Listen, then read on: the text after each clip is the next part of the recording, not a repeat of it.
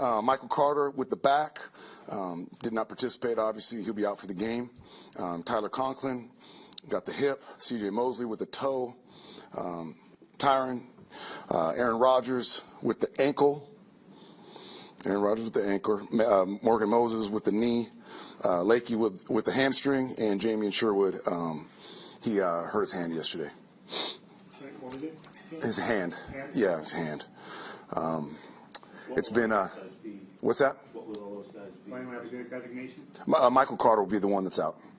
Okay, the rest of the ones we got a few more hours here to really make a decision on a couple of these guys. Is Sherwood good to go for the game? Yes, absolutely. Yep.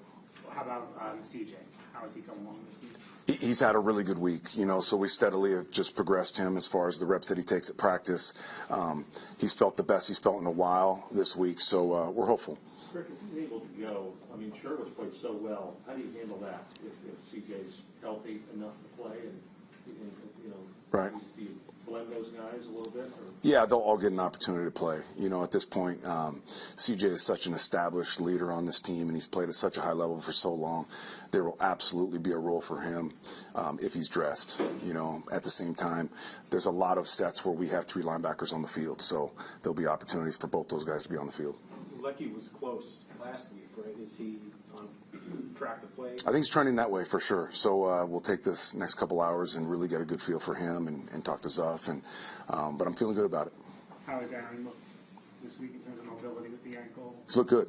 Yeah, he's looked really good. He's a magician as far as the work he puts into his body and all the regen and all the everything. So he looks like Aaron. Which is a fantastic thing, as we all know. It hasn't been a normal week, obviously, for anybody around here, particularly yourself. How we're at Saturday now. How long ago does Tuesday seem to you?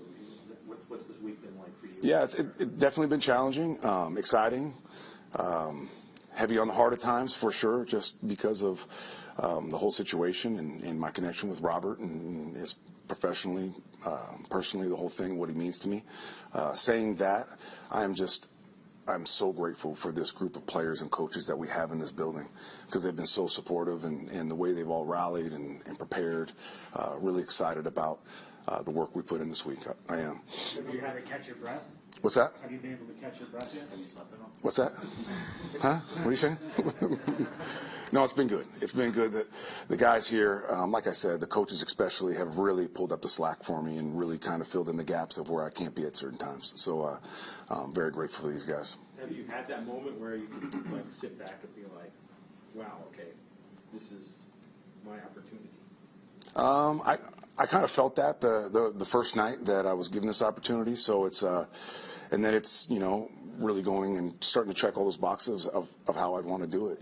So we're in the process of doing that now. Obviously, 1 week it's hard to facilitate that much change. But it's definitely crossed my mind. It's been turbulent for the players too. Do you have a feel for how they will react to the whole week? Yeah, I've been in this situation 2 times as a player, 1 time as a coach, and I've seen it go really well, and I've seen it not go very well. Again, it's why I'm just so grateful for this locker room, the character in this locker room, because they could have very easily gone sideways, and it might have not have been as positive, but they've been absolutely fantastic. All hands on deck. We've locked arms back to back, and it's just. It's exciting and it makes my heart happy, the way they've responded. What are the 2 circumstances, good and bad? Can I keep that to myself? Because I prefer I prefer not to share that. But yeah, I've been through this 3 times now, professionally, and it's a challenge. How good was Isaiah Albert last week, and how nice is it to have him back there, especially considering Michael won't play? Yeah, he is the Swiss Army knife. It's interesting, he's such a rare individual. MC gets hurt in pregame, not like when we're in pajamas a couple hours, pregame. We're talking about like 15 minutes before the ball's kicked off. So that's challenging, and to prep a player that hasn't had any reps and wasn't ready to rock and roll at that particular position. And for me to go up to Isaiah in that circumstance and say, can you play nickel? Yes. What calls are you comfortable with? All of them. And then we go in the locker room, I hand him the call sheet, and he looks at it front and back, and he's like, call it all. So to have a player like that is just, from a coaching perspective, it just brings you so much security, and he's an invaluable piece to what we're trying to get accomplished here. Have you thought about your pregame message tomorrow night at the hotel? I have not, but it's going to be consistent with what we've talked about all week long. What can you give us the main message? What you've delivered all week long? The big part of it is, like, we have a process in place here, and we've tried to improve it as much as we can in this particular week. And ultimately, we're going to trust that process, earn the right on Sunday or Monday night for this particular case to play free and loose and let it rip, earn the right to celebrate this game with your brothers, and ultimately, as coaches, this is our opportunity to get out of your way and give you the keys to the car. Jeff, a big part of this obviously has been the change in offensive play calling. What's your, without obviously giving up any trade secrets, what do you anticipate as potentially being different when you guys come out offensively? You'll have to see that Monday night. How important is it going to be to get Brees going in the running game specifically? Because then kind of the last couple of weeks hasn't been up to par. Without a doubt, yeah. To be a successful team in offense in this league, you have to have a running game, in my opinion. That's a style of play that I will be unrelenting on, and we have the guys capable to make that thing go. So I'm excited for our offensive line. I'm excited for our entire running back room. I'm excited for our entire team, because it just changes everything when the run game is going like it can, and obviously opens up the play pass, keeps the defense fresh and off the field, protects the ball. There's so many things that go into that. Plus, it's just establishing the type of intimidating physicality and violence is going to be a part of our brand of football. How would you evaluate DJ Reed's season thus far? He has played at an ultra high level. We give these awards out on a weekly basis in the defensive meeting rooms regarding style of play, strain, effort, toughness, physicality, execution, all those things. He's the consistent winner of all these things. So fortunate. Another guy so fortunate to have. I know Sauce gets a lot of the headlines, but DJ is a comparable corner in that room, and the combination of those two is deadly. With some of the penalties we saw in the secondary on Sunday, I'm just curious, do you think that they're calling it a little differently than they have been in the past, and from a coaching standpoint, how do you adjust to that? Yeah, there's a few things from a technical standpoint that we can tweak and refine in some ways, but a lot of that is just, again, like we go back into these aggressive penalties. We got to keep our hands down. Obviously, you can't tug and pull and things of that nature, but we're going to be physical and we're going to stay attached and we're going to challenge you. So it's it's a fine line. It's a fine line, but we definitely tried to refine it as much as we could. Can you speak to Will's progress and how important he could be going against a guy like Josh? And that sack last week against Sam, it just speaks to his athletic ability.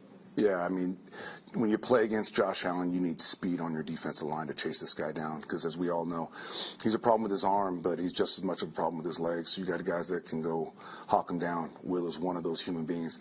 His progress as a player is, you guys have all seen that, the pass rush and how he's affected games in that way is taken to another place, especially this year. But what you guys don't see is the approach. He's become a pro in front of our eyes, the way that he practices, the way he meets, the way he takes notes. Here's a guy that struggled to keep high 220s, 230s, and he's in the high 240s now. So it's just such a strong testament to how he's taking care of all those little things to become the player we're starting to see on Sundays and Mondays. At what point did you know you wanted to be a coach? Like when you were playing, and how did that come about for you, that you were like, this is, when I'm done playing, that's what I want to do? Yeah, it was really late in my career, because I remember early in my career saying, why would I want to do that?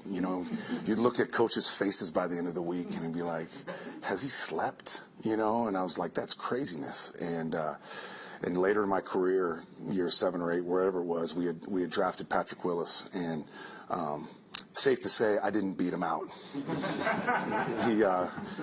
So I became the backup, and in doing so, I spent a lot of time with him, and we watched a lot of tape together. We did a lot of extra on the field, and I still remember it was just like yesterday. We're playing the Cardinals, and I'm on the sideline looking on. At that point in my career, I was a four-court special teamer and the supporter of Patrick Willis is what I was, and the probably the assistant coach to Patrick Willis.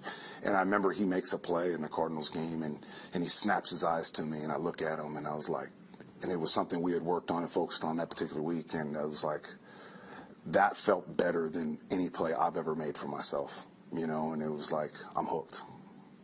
With Last one. Josh, in the past, he's as great as he's been. He's turned the ball over quite a bit.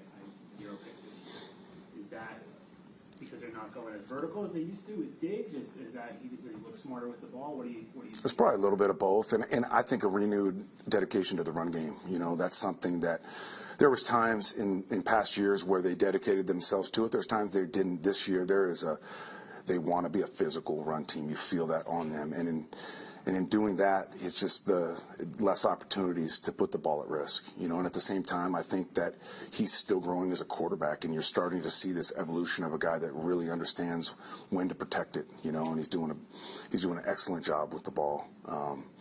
So it's we got an amazing challenge on Monday night, which we're going to be ready for.